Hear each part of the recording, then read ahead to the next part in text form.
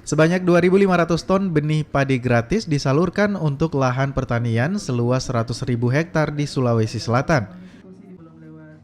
Benih padi yang disalurkan merupakan benih pokok yang hasilnya bisa digunakan kembali oleh petani menjadi benih sebar.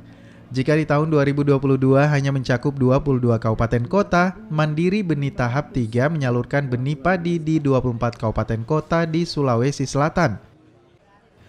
Dengan program Mandiri Benih Tahap ketiga ini diharapkan dapat meningkatkan produksi padi hingga 250 ton kenaikan per tahun.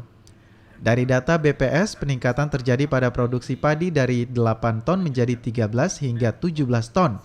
Peningkatan juga terjadi pada sawah tada hujan dari 3 ton padi menjadi 6 ton. Selain bantuan benih padi, juga diserahkan bantuan komoditi perkebunan pada beberapa kelompok tani di Sulsel. Bantuan komoditi perkebunan berupa bibit kakao, mangga, durian, dan jeruk, serta bantuan alat mesin pertanian dan pupuk.